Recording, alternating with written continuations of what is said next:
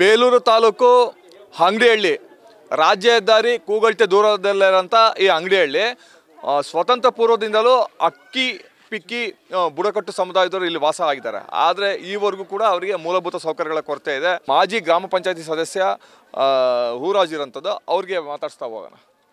ಈಗ ಸ್ವತಂತ್ರ ಪೂರ್ವದಿಂದ ನೀವು ಇದ್ದೀರಾ, ಒಂದು ಹಕ್ಕುಪತ್ರ ವಿತರಣೆ ಮಾಡಿಲ್ಲ, ಮೂಲಭೂತ ಸೌಕರ್ಯಗಳ ಕೊರತೆ ಇದೆ, ಏನೆಲ್ಲ ಸಮಸ್ಯೆಗಳಿದೆ ಸರ್? ಮುಖ್ಯವಾಗಿ ನಮ್ಮಲ್ಲಿ ನಮ್ಮ ಹಕ್ಕಿ ಪಿಕ್ಕಿ ಬುಡಕಟ್ಟು ಸಮುದಾಯದಲ್ಲಿ ಇರುವಂಥ ಮುಖ್ಯವಾದಂಥ ಒಂದು ಸಮಸ್ಯೆ ಅಂತ ಹೇಳಿದರೆ 72, 73, 19, 72, 73ರಲ್ಲಿ ಮಂಜೂರಾದಂಥ ಜಮೀನು ಹಂಗಾಮಿ ಸಾಗುವಳಿ ಮೂಲಕ ಹಂಗಾಮಿ ಸಾಗುವಳಿ ಅಂತ ಹೇಳಿ ಆ ಹಂಗಾಮಿ ಸಾಗುವಳಿಯನ್ನು ನೀಡಿ ಮತ್ತು RTC ಮತ್ತು ಮುಟೇಶನ್ MR ಅನ್ನು ನೀಡಿದ್ದಾರೆ. ಖಾತೆ ಆಗಿದೆ, ಅನುಭವದಲ್ಲಿ ಆ ಕಾಲದಿಂದ ಈ ಕಾಲದವರೆಗೂ ಇದ್ದಾರೆ ಸರ್. ಇದು ಬಂದು ಏನಾಗಿದೆ ಅಂತ ಹೇಳಿದರೆ ಆಗಿಂದ ಈ ತನಕ ಕೂಡ ಕಾಯಂ ಸಾಗುವಳಿನ ಇಶ್ಯೂ ಮಾಡಿಲ್ಲ. ಒಂದು ಅದು ಅಧಿಕಾರಿಗಳ ತಪ್ಪ, ಸರ್ಕಾರದ ತಪ್ಪ, ಅಥವಾ ನಮ್ಮ ಸಮುದಾಯದ ತಪ್ಪ?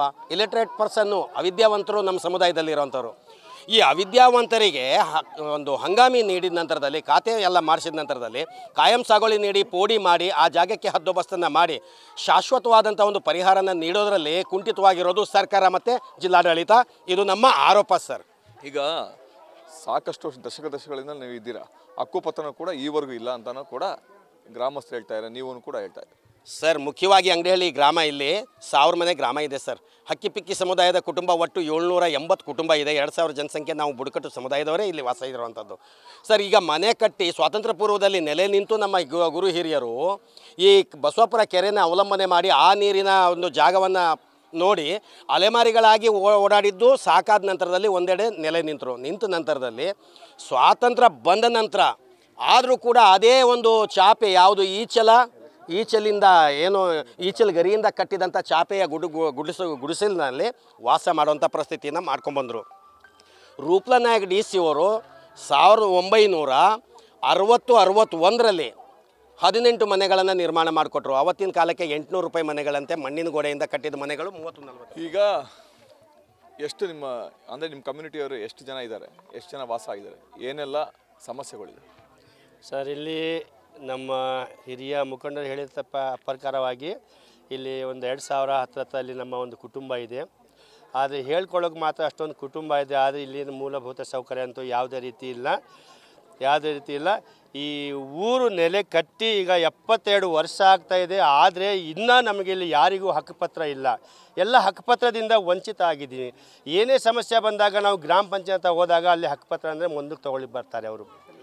ಹಕ್ಕುಪತ್ರ ಇರಲ್ಲ, ನಿಮಗೆ ನಾವು ಏನು ಸೌಲಭ್ಯ ಕೊಡೋಕ್ಕೆ ಬರಲ್ಲ, ಈ ಸೊತ್ತು ನೀವು ಮಾಡ್ಕೊಡೋಕ್ಕೆ ಬರಲ್ಲ. ಹಾಗಾಗಿ ಇನ್ನೊಂದೇನೆ ನೀವು ಮನೆ ಕಟ್ಕೊಳ್ಳೋಕ್ಕೂ ಅಲ್ಲಿ ಅಧಿಕಾರ ಇಲ್ಲ ಅಂತಲೂ ಕೂಡ ಅಲ್ಲಿಂದ ನಮಗೆ ಈ ಥರ ಮಾಹಿತಿ ಬರ್ತದೆ. ಹೇಳೋದೇನೆಂದರೆ ಮೂಲಭೂತ ಸೌಕರ್ಯ ನಮಗೆ ಇಲ್ಲಿ ಮೇನಾಗಿ ಕುಡಿಯೋ ನೀರಿಗೆ ಅಂತೂ ತುಂಬಾ ಕಷ್ಟ ಇದೆ. ಇಲ್ಲಿ ಬರುವಂಥ ಕುಡಿಯೋ ನೀರನ್ನು ತಾವೇ ಒಂದು ಸತಿ ಕಣ್ಣನ್ನು ನೋಡಿಬಿಟ್ರೆ ಈ ನೀರು ಕುಡಿಯೋಕೆ ಅನರ್ಥ ಇದೆಯಾ ಅಂತ ತಾವೇ ಒಂದು ಅರ್ಥ ಮಾಡ್ಕೋಬೋದು. ಆ ನೀರಿಂದ ಕುಡಿದು ಇಲ್ಲಿ ಸಣ್ಣ ಪುಟ್ಟ ಮಕ್ಕಳಿಗೆ ತುಂಬ ಸಣ್ಣ ಪುಟ್ಟ ಜ್ವರಗಳು ಬರ್ಬೋದು, ಡೆಂಗ್ಯೂ ಆಗಿರ್ಬೋದು, ಮಲೇರಿಯಾ ಆಗಿರ್ಬೋದು, ಭಾಳ ಸಮಸ್ಯೆ ಇಲ್ಲಿ ನೀರಿನ ಕೊರತೆ ಇದೆ. ಆಮೇಲೆ ಈಗ ಈ ಸಂಬಂಧಪಟ್ಟಂತೆ ಈಗ ಮೂಲಭೂತ ಸೌಕರ್ಯಗಳ ಕೊರತೆ ಇದೆ, ಬಂದಂಥ ಜನಪ್ರತಿನಿಧಿಗಳಿಗೆ ಸಂಬಂಧಪಟ್ಟ ಅಧಿಕಾರಿಗಳು ಗಮನಕ್ಕೆ ತಂದಿದ್ರೆ ಇಲ್ಲ ಸರ್?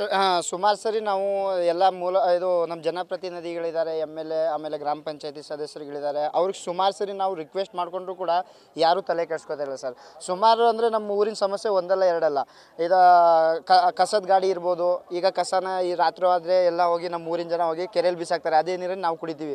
ಅದೇ ರೋಗ ನಮ್ಮ ಮಕ್ಕಳಿಗೆಲ್ಲ ಬರ್ತಾಯಿದೆ ಸರ್.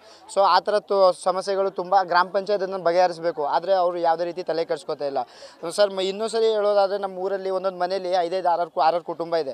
ನಮ್ಗೆ ಇರೋಕ್ಕೆ ಜಮೀನಿಲ್ಲ. ಆ ಜಮೀನು 1 ಎಕರೆ ಇದ್ದಿದ್ದು ಯಾವುದೋ ಕಾಲದಲ್ಲಿ ಕೊಟ್ಟಿದ್ದ ಜಮೀನಲ್ಲಿ ನಾವು ಮನೆ ಕಟ್ಕೊಳ್ಳೋಣ ಅಂದರೆ ಅದಕ್ಕೆ ಕಾಯಂ ಸಾಗುವಳಿ ಇಲ್ಲ ಸರ್. ನಮಗೆ ಅಲ್ಲಿ ಜಮೀನು ಮನೆ ಮಾಡ್ಕೊಳ್ಳೋಕ್ಕೂ ಬಿಡ್ತಾಯಿಲ್ಲ ಸರ್ಕಾರದವರು. ನಾವಲ್ಲಿ ಮನೆ ಕಟ್ಕೊಂಡು ಫ್ಯಾಮಿಲಿ ಬೇರೆ ಬೇರೆ ಆಗೋಣ ಅಂದರೆ ಅದು ಬಿಡ್ತಾಯಿಲ್ಲ. ಒಂದೊಂದು ಮನೆಯಲ್ಲಿ ಹಂಗೆ ಇದ್ದು ಸರ್ ತುಂಬ ಅಂದರೆ 5-6 ಕುಟುಂಬ ಇದ್ದು ಈಗಲೂ ಕೂಡ ಜೀವನ ಮಾಡ್ತಾಯಿದ್ದೀವಿ ಸರ್ ನಮ್ಮೂರಲ್ಲಿ. ಒಟ್ಟಿನಲ್ಲಿ ಅದೇ ಅಂಗಡಿಹಳ್ಳಿ ಗ್ರಾಮಸ್ಥರು ಹೇಳೋ ಪ್ರಕಾರ ಏನು ಮೂಲಭೂತ ಸೌಕರ್ಯಗಳು ಸಾಕಷ್ಟು ಕೊರತೆ ಇರೋಂಥದ್ದು. ಇದು ಏನು ವಿದ್ಯುತ್ ಇರ್ಬೋದು, ರಸ್ತೆ ಇರ್ಬೋದು, ಕುಡಿಯೋ ನೀರಿನ ವ್ಯವಸ್ಥೆ ಇರ್ಬೋದು, ಸಾಕಷ್ಟು ಸಮಸ್ಯೆ ಇದೆ. ಸಂಬಂಧಪಟ್ಟ ಅಧಿಕಾರಿಗಳಿಗೆ ಮತ್ತು ಜನಪ್ರತಿನಿಧಿಗಳಿಗೆ ನಾವು ವಿಷಯ ತಿಳಿಸಿದ್ರು ಕೂಡ ಯಾವುದೇ ರೀತಿ ಪ್ರಯೋಜನ ಇಲ್ಲ ಅಂತಲೂ ಕೂಡ ಹೇಳ್ತಾ ಇದ್ದಾರೆ.